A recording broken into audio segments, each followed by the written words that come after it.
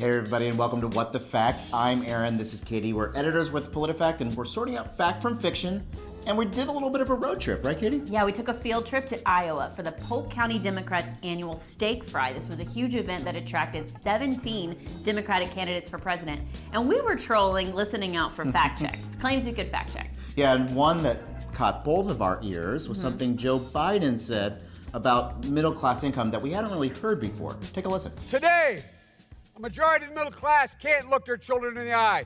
They don't believe they can say it's going to be okay. They don't believe that their child will do as well as they did. We've never, ever had that happen in America. We're no longer the wealthiest middle class in the world. All right, Katie, so when Joe Biden made those comments, we texted each other immediately. We're at different ends of the steak fry because we wanted to check that claim that we are no longer the wealthiest middle class in the world. Yeah, so we're gonna do a fact check, but first we're gonna find out what do we know about the size of the middle class. And one thing we learned from Newsy is that it is shrinking.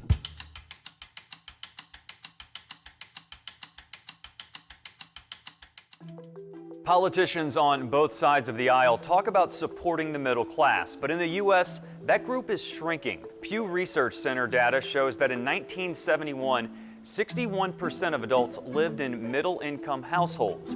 By 2016, that number was down to 52%. So what income bracket were those people absorbed into? Before 2000, people leaving the middle class were more likely to join the upper class. But after 2000, the opposite was true. People were more likely to drop to the lower income group. So why is the number of middle-class Americans decreasing? There are several factors. Wage growth has a direct impact on pocketbooks. Since the Great Recession, wages have been going up, but pay rates for the highest earners have gone up faster than others, and the top 1% has seen significantly higher wage growth than everyone else. Then there's the cost of everyday needs. Healthcare costs, like prescription drugs and visiting the doctor, have risen faster than the median income in the U.S. The same is true for childcare, housing, and education. And while plenty of families have stayed in the middle class, a growing number are going into debt to do it. Americans as a whole now have over $13.8 trillion in debt, a number that's gone up nearly every quarter for the past 6 years. Economists, politicians, and other experts have a variety of ideas to help strengthen the middle class. Those include increasing the minimum wage, providing paid family or sick leave, and creating tax benefits to help the middle class. Okay, Katie, so now back to Joe Biden. He said we are no longer the wealthiest middle class in the world. How does the Truthometer rate that claim? It rates mostly true. That means it's accurate, but it needs a bit of clarification. So Aaron, let's go through the reasons why this rate's mostly true. Yeah, there are three things I want to point out.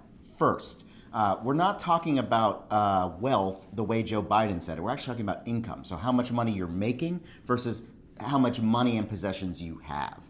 Second, this is a study that comes from a group called LIS. It looked at data from 2010. Now, the data is sound, but basically what it found is that Canada had tied the United States when it comes to median income, and the researchers say that by now, Canada has passed it.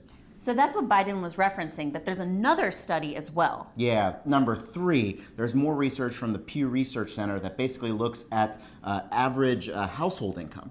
And what it found is that a couple of European countries are now doing better than the United States. One of them is really tiny, Luxembourg. The other is a little bigger, Norway. So those are the main reasons why this rate's mostly true, but I think there's a little bit more context as to why this is happening. In the New York Times story, which is about the thing that Biden was citing, they said that the U.S. educational attainment rose more slowly than other industrialized countries.